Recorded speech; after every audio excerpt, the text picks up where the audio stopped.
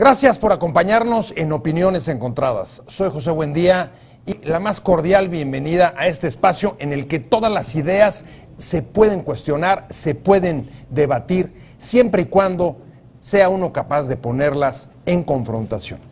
Hoy vamos a discutir, vamos a intercambiar puntos de vista sobre la pensión universal. Una de las principales justificaciones de la reforma hacendaria ha sido el generar una pensión universal y un seguro de desempleo. Esta semana deberá de llegar al Pleno de la Cámara de Diputados. Ya fue votado la ley de la pensión universal en la Comisión de Puntos Constitucionales el pasado viernes y la discusión sobre el tema está sobre la mesa en la Cámara de Diputados. Sin embargo, hay dudas sobre cómo va a operar esta pensión universal. Antes de entrar a la discusión con nuestros invitados de hoy, acompáñenme a ver este reportaje que ofrece algunas de las coordenadas del debate. ¿Es viable la pensión universal? Una de las justificaciones para aumentar la recaudación fiscal con la reforma hacendaria aprobada por la Cámara de Diputados es que el gobierno tenga recursos para las prestaciones sociales. Desde que el presidente Peña Nieto presentó la propuesta fiscal, ofreció que la mayor recaudación se destinará a crear una pensión universal y un seguro de desempleo. Esta es la primera vez en décadas que el debate sobre los impuestos se plantea no solo desde el objetivo del crecimiento, sino también del manejo de la política fiscal para redistribuir el ingreso con medidas como la progresión en la renta y la creación de pisos mínimos de seguridad social. Esta reforma puede combatir la desigualdad y proteger a los grupos sociales de menores ingresos. Esta es una de las coordenadas del debate. Pero más allá de estos objetivos, faltan definiciones sobre la manera de operar de la pensión universal, cómo se financiará y el universo que abarcaría dentro de la sociedad mexicana. Las iniciativas de reforma constitucional para la pensión universal para adultos mayores se aprobó el pasado viernes en la Cámara de Diputados y esta semana se vota en el Pleno como parte del paquete económico 2014 que el gobierno envió al Congreso. Después pasaría al Senado y por tratarse de reformas constitucionales se necesitaría la aprobación de la mayoría de los congresos locales y luego entonces tendría 180 días para la expedición de las leyes secundarias que le permitieran entrar en vigor. Precisamente en las leyes secundarias se definirán las partidas de las que se obtendrían recursos para financiar la pensión para apoyar los gastos mínimos de manutención a los adultos mayores del país. En principio se plantea que puede beneficiar a 7.6 millones de mexicanos que están en la economía informal y carecen de seguridad social, además de los millones que están afiliados al IMSS y al ISSSTE. Según pronósticos del PRI, esta meta se alcanzaría en el 2018, aunque la ley en sus transitorios señala que el Estado deberá prever que los adultos que cumplan 65 años el próximo año cuenten con el apoyo de la pensión universal. Tanto el universo como el periodo de instrumentación de la ley son parte fundamental de la discusión. El sistema de pensiones de México, según valoraciones del Índice Global de Pensiones de Mercer, tiene elementos positivos, pero también presenta grandes riesgos y deficiencias que necesitan ser abordados con el fin de garantizar su eficacia y sustentabilidad a largo plazo. El mayor foco de alerta es que el actual nivel de pensiones otorgado por la Seguridad Social, independientemente de los fondos privados para el retiro, no es suficiente para cubrir las necesidades de jubilación de la población en el país. Además, hay que recordar en este debate que México vive un envejecimiento de su población acelerado y prematuro, pues mientras en el 2010 el segmento de 65 años y más representaba el 6% de la población, para el 2016 significaría el 15% de la población total. Así lo estimó el Instituto Nacional de Estadística y Geografía.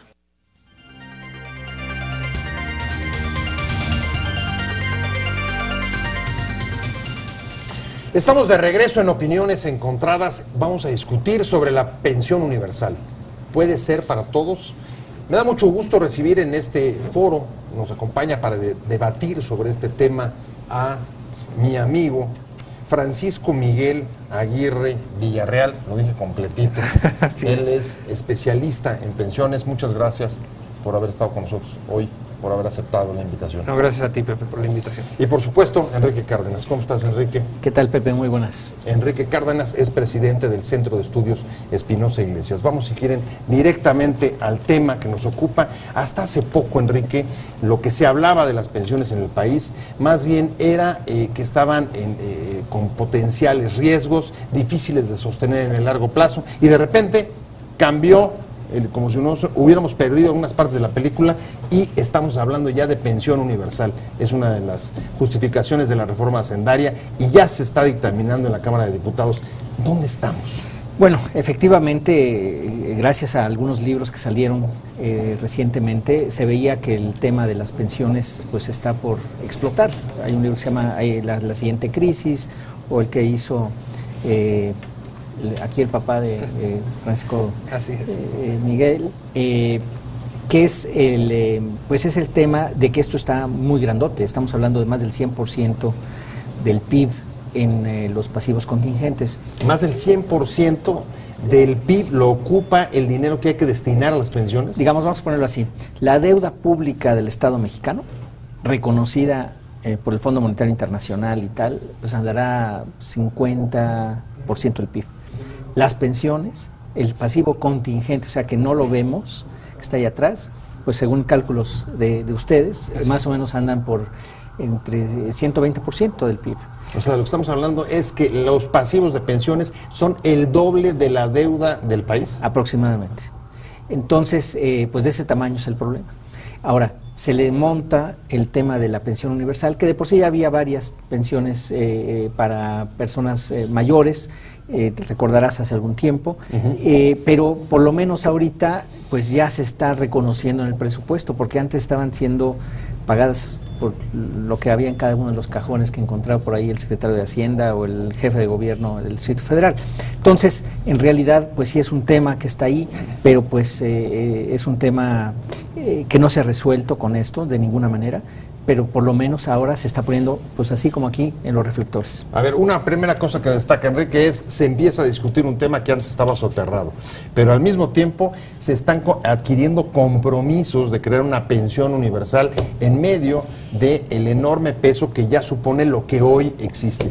Cuéntanos, ¿es viable esto? Sí, mira, primero, antes de eso sí me gustaría, para tocar el punto que tomas tú, sí quiero ver desde la óptica de la seguridad social existen tres tipos de mexicanos. Primero, el 50% de la población económicamente activa que no tiene derecho a pensión, no tiene acceso a sistemas de seguridad social. Hoy no tiene acceso a sistemas de seguridad social. Entonces, la pensión universal, aunque sí hablamos del costo de las pensiones en general, pero la pensión universal es algo muy bueno para proteger a ese 50% de la población que no tiene. Claro. Y luego, por otro lado, tenemos al 35% de la población económicamente activa que están afiliados al Seguro Social, donde estos a su vez se dividen en dos, los que entraron antes de 1997 y los que entran después.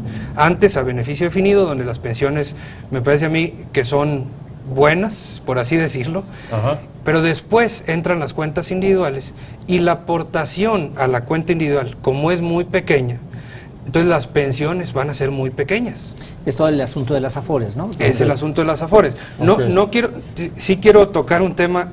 Al ratito tocaremos ese tema. Tenemos para acabar, trae 50, 35 del IMSS y me quedan 15, ¿no? Sí, ese 15% son los que están afiliados a sistemas que cubren a los servidores públicos, como es el ISSSTE, Pemex, los sistemas de pensiones de Pemex, las Fuerzas Armadas, etcétera.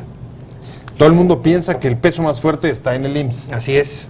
Aunque sí cuesta mucho el IMSS, sobre todo la transición, ahorita explico ese tema, pero de los 120 puntos que hablaba ahorita Enrique, dicen, bueno, esos 120 puntos que cuesta ahorita los pasivos contingentes, solo 31 de esos 120 puntos del PIB se destinan al Seguro Social.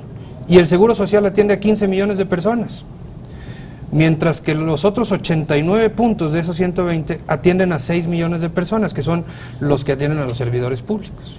Entonces, ¿qué quiere decir esto? Que por cada millón de mexicanos que tenemos afiliado al IMSS, cuesta el pasivo contingente 2 puntos del PIB, mientras que por cada millón de mexicanos que están afiliados a un sistema de servidores públicos, nos cuesta 14 puntos del PIB. O sea, es abrumador, Enrique, el Pues, peso que tiene, digamos, los pensionados del Estado, paraestatales, Así es. dependencias públicas, y ahora el planteamiento es que la pensión universal pudiera llegar a informales. A ellos son a los que los cubriría. Mira, en realidad sí, al resto de las personas que no están afiliadas a ninguno de los sistemas, sí creo que vale la pena recalcar lo que acaba de decir Francisco, porque en realidad este problema ya se vio desde hace algún tiempo. Ha habido algunas reformas importantes al ISSSTE, al Seguro Social, incluso a parte de los trabajadores, y en lo que tenemos en este año y en los que siguen, lo que se llama en la jerga aquí de los actuarios, Los actuarios. es esta cosa, es una Complicado. joroba que se vienen unos gastos muy grandes. En el presupuesto de egresos de la Federación, que está por ser aprobado, bueno, es lo que mandó el presidente para este año, Ajá. está hablando de alrededor de unos 75,000 millones de pesos para lo que son pensiones, sin contar la pensión universal, O sea, para las actuales. para las actuales. Y para la pensión universal, si no me equivoco, andan por 45,000 millones de pesos más. Eso te da pues 120 y tantos mil millones, que es la mitad del aumento de lo que se va a ejercer el año que entra. O sea, es un trancazo importante. O sea, a ver, entonces sí es cierto. O sea, del aumento de la recaudación con la reforma fiscal, que todavía tiene que pasar por el Senado, a ver cómo queda, pero la mitad se tendría que ir directamente a cubrir, a sufragar la pensión universal. Así es. Pero no solo la pensión universal y las que ya están vigentes. Es decir, tanto de servidores Ambas. públicos como de personas que están en el Seguro Social, ambas, son 75,000 más extras de lo que ya había en total, son como 500,000 millones de pesos, más los 45 para la pensión universal. Entonces estás hablando más o menos de unos, 120,000 millones, que es como la mitad, un poco menos de la mitad del extra que se va a recaudar.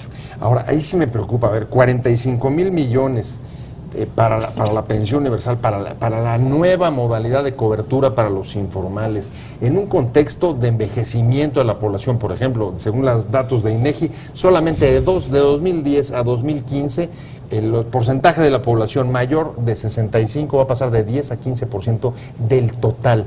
Hacia adelante, ¿es sostenible este nivel de gasto en pensiones o cómo le vamos a hacer?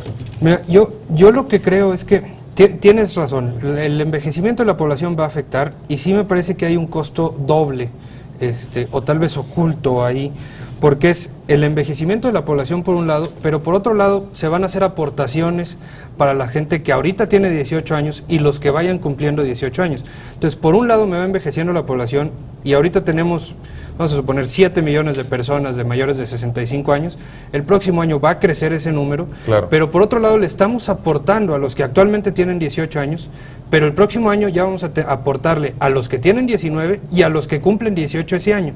Entonces, dentro de 20 años ya va a ser una aportación, Ok. por un lado, y por otro lado va a ser el envejecimiento de la población.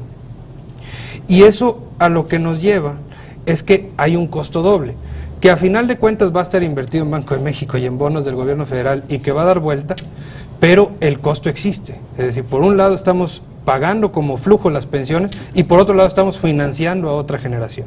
Pero eso está bien. O sea, Porque con ahorro. Eso sí, Esa es la clave. Digamos, esa parte es buena porque se está creando un fondo que de ahí saldrán las pensiones. En lugar de sacarlo ahorita de la bolsa de todos los días, vamos a tener un guardado, digamos. Ese es lo ideal. Más o menos ese guardado en este presupuesto, para que el público se dé una idea, anda por 1,950 millones de pesos. O sea, eso es lo que ya tenemos. No, esos 2,000 millones de pesos, un poquito menos, es para la generación de 18 años, que hoy tiene 18 años, que es el inicio de crear ese fondo para que dentro de 40, 50 años haya el dinero pues para pagar la pensión universal y no lo tengamos que sacar del presupuesto de todos los días, que es lo que estamos haciendo ahorita. Cuando dice el Pancho, que es por el flujo, quiere decir que es lo que te lo tienes que sacar, o sea, los impuestos que vamos a pagar tú y yo este próximo año, bueno, los tres, van a servir en parte para pagarle a las personas que ahorita tienes, y por eso digo, es en flujo, ¿no? Entonces, ahí hay un costo pues importante que está pagando pues conforme se va necesitando, digamos. O sea, que casi es dinero de cartera, vaya. Sí. Dinero de flujo No. con el que hoy se está sosteniendo, Sí. sin que haya el ahorro que lo hubiera soportado. Así es, no Ok. está el fondo detrás que lo pudiera soportar, entonces tiene que salir de los impuestos de todos los días. Se está previendo que a partir de ahora, con los que tienen 18 años, y como dice Francisco, tiene 18 hoy, el año que entra tendrá 19, más una nueva generación que va a tener 18, que ahorita tiene 17, va a tener 18. Entonces ya vas a tener que poner no 2,000 millones, sino pues como 6, ¿no? 2,000 más otros 2,000, más, bueno, suponiendo, no sé cuánto es el cálculo, Sí. pero es una más o menos así. A partir de qué punto, yo creo que es una pregunta importante, es a partir de qué punto vamos a tener, digamos, un equilibrio entre lo que se esté gastando y lo que ya se haya ahorrado. Pero antes de que me contesten, déjenme ir rapidísimo a un corte. Regresamos con esa pregunta y también a tratar de desmenuzar un poco cómo puede y va a operar y cuánto sería la pensión que reciban los que sean beneficiados con la pensión universal el próximo año. No se vaya, estamos en Opiniones Encontradas.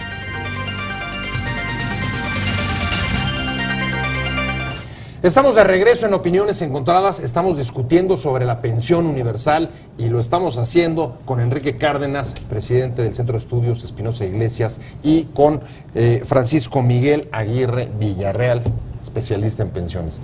Nos quedamos antes de irnos al corte con una pregunta que es ¿en qué momento vamos a lograr, digamos, tener cierto equilibrio entre lo que vamos ahorrando y el pago de las pensiones? Habida cuenta de que sí se han hecho cosas, ha habido reformas en universidades, en las propias instituciones de asistencia como el IMSS y como el ISSSTE. Si bien está el dato que dio Enrique hace rato de los pasivos, también es cierto que algunas cosas se han avanzado. ¿Cómo ves tú? ¿Cómo valoras? Mira, desgraciadamente para esta pregunta me parece que hay malas noticias.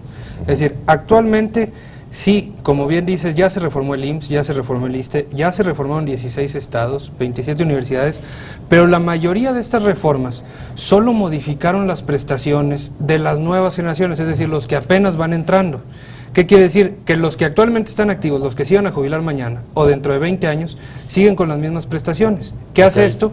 Que el costo sigue incrementando por lo menos durante 30 años más o menos, 30 años más.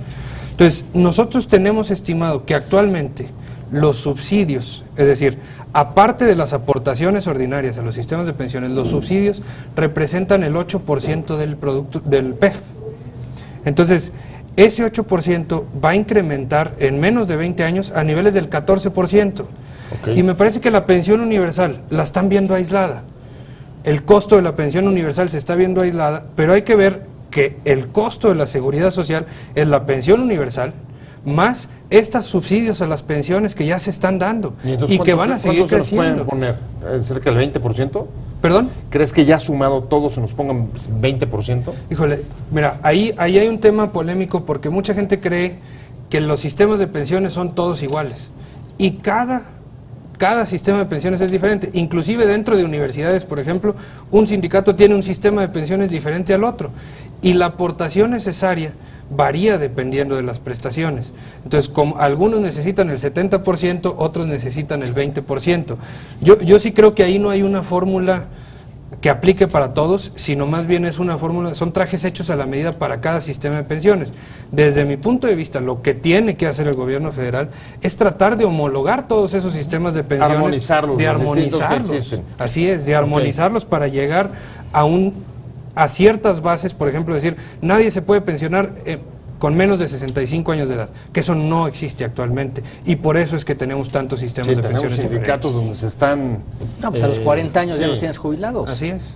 Imagínate. Bueno, jubilados y listos para trabajar otros 20 años más. O 30. En otra chamba. O 30. O 30, lo que sea. Sí, no, ese es un tema creo que muy importante, Pepe, y también el hecho de que se tiene, no nomás homologar, yo estaría de acuerdo, pero también normar hacia adelante. Un poquito lo que estabas empezando a decir, o sea, que nadie pueda jubilarse a menos de 65 años, es un tema. Pero no solamente eso, o sea, que ningún estado pues pueda tan fácilmente, o una universidad, pues regalar pensiones así nomás, porque no le va a tocar a ellos. Es decir, un estado no tan fácil debería ser capaz de mejorar esas condiciones. Y ahí sí se necesita un arreglo, incluso cambios constitucionales, pienso. O sea, digamos que se necesita un poco racionalizar las pensiones, como está sucediendo en otras partes que no han soportado los sistemas de seguridad social, elevar incluso la edad de la jubilación. Así es. Pues hay restricciones. Pues ya ves, los franceses, ¿no? Tuvieron que elevar sus años de jubilación, porque nomás no pueden, los griegos pues ya no le están dando chance. O sea, sí hay mucha necesidad de estar muy conscientes, y la verdad es que en México, no me dejarás mentir, no estamos acostumbrados a ahorrar para el retiro. Esa es la realidad. Y ahí sí tenemos un problema incluso de tipo cultural, que también la Secretaría de Hacienda y las AFORES deberían de trabajar juntos para ver cómo incentivamos el ahorro voluntario, porque lo que se está mandando a las AFORES, que menciona Paco Miguel, en el mejor de los casos, pues es una cantidad chiquitita, y lo que es ahorro voluntario, pues es mínimo, ¿no? Así es. Ahora, en la minuta de la ley que ya se aprobó, se asegura que en 2014 ya va a haber incluso en el presupuesto dinero para las pensiones. Sí. El público que nos está viendo seguramente lo que está preguntándose es, bueno, ¿a quién va a beneficiar en concreto? Y ¿cuánto le tocaría de pensión, por ejemplo, a alguien que cumpliera 65 años el próximo y no tuviera ninguna clase de prestación social? Bueno, lo que hemos podido acceder es que esta pensión universal va enfocada a la gente que a los 65 años gane menos de 15 salarios mínimos. Bueno, es lo que dice la ley, o sea, lo que enviaron. ¿Cuánto nos da 15 salarios mínimos? 15 salarios mínimos son 30,000 pesos, tantito menos de 30,000 pesos, 28,000. Menos de 30,000 pesos pueden aspirar a tenerla si no tienen ninguna otra clase de cobertura. Así es. Okay. Así es. Y ahí, ¿y de qué tamaño es eso? Pues está basado en la canasta del Coneval, según tengo entendido, y eso más o menos se evalúa en alrededor de 900 y pico de pesos, ¿no? Así es. Mensuales. 900 pesos mensuales. 900 y tantitos pesos mensuales, que tienen que ver con una canasta, o sea, un conjunto de bienes que te debe ser suficiente para sobrevivir. Entonces, realmente esto de la pensión universal es simplemente para sobrevivir. Más o menos está en lo que estaba en el DF, ¿no? Si mal no recuerdo. No, la del DF era más bajita. Más bajita, 700, sí, por 700 por ahí. 600, 700. Así es, así es. Que no es malo, digo, es muy bueno, y para muchísima gente... Es un piso. Es un piso nada despreciable. Entonces, de eso se está hablando. Pero sí, imagínate, si tú quieres mantener tu salario, o por lo menos la mitad de tu salario cuando te retiras, le tienes que andar metiendo, pues antes de empezar el programa le preguntaba yo aquí a Francisco, ¿cuánto es lo que hay que meterle, no? ¿Cuánto es lo que usted tendría que ahorrar para en 40 años tener la mitad de su salario cuando se retire? ¿Cuánto es eso? Sí, más o menos, yo creería que debería entrar alrededor del 20%, pero siempre y cuando aporten durante 40 años. ¿Cuánta gente aporta durante 40 años a su fondo de seguridad social? Prácticamente es nula la cantidad de personas que están en ese supuesto, pero déjenme preguntarles, vamos hacia el final, hacia el cierre del programa, es esto, en caso de que fuera aprobado, independientemente de las características y las especificaciones, ya funcionaría completo. El universo al que quieren cubrir son 7.6 millones de personas. ¿Ya los 7.6 millones ya estarían cubiertos el próximo año, o hay un periodo hasta 2015, 2018 en el que se terminaría? Bueno, yo lo que entiendo es que ya van a estar cubiertos esos 7 millones de personas, menos los que ya reciben pensión por el IMSS, ¿no? como lo habíamos dicho. Ahora, ahí, Pepe, también hay otro tema que creo que vale la pena mencionar. Se está hablando aquí de una cierta cantidad y no hay lo que se llaman cuentas individuales. O sea, tú como José Buendía tienes tu número de Afore, pero este porcentaje de gente no tiene ningún número de nada. Muchos son informales y esa es parte de la crítica, ¿no? De que esto se está apoyando a la informalidad. Pero el tema es que esto nos debe de llevar a tener un número. Incluso para esas personas, o los que están trabajando en forma informal en la actualidad, porque de esa manera vamos a poder tener no solamente la identificación, sino también una relación de quiénes son, qué tipo de beneficios tienen, y al mismo tiempo, pues que sea más fácil fiscalizar, realmente sí, fiscalizar a todo el mundo, ¿no? Que ¿Por un asunto de control o de ampliar la base? De ampliar la base, sin duda, y más, bueno, y también de seguridad, por ejemplo, que encuentran a alguien por ahí si no lo identifican, pues debe ser posible identificarlo. Y eso es, o sea, tiene muchas vertientes esa cosa, el número único. Ahora en la reforma del sistema de salud que se está pasando, no le he visto cómo quedó, pero pues uno de los temas era la portabilidad del sistema de salud. Y si eso está ahí, pues tiene que haber un número también. Entonces, Pues les agradezco a los dos, se nos ha agotado el tiempo. Gracias a Francisco Miguel Aguirre Villarreal por haber aceptado, por haber estado, y por supuesto muchas gracias, Enrique, por haber estado con nosotros y explicado al público esto, que creo que si hay que hacer alguna conclusión rápida es qué bueno que haya pensión universal, pisos mínimos de seguridad social, pero se sostienen en el largo plazo con el ahorro de todos. Muchas gracias y recuerde que solamente contrastando puntos de vista es que se forma la opinión pública. Soy José Buendía, lo espero mañana a esta misma hora en Opiniones Encontradas.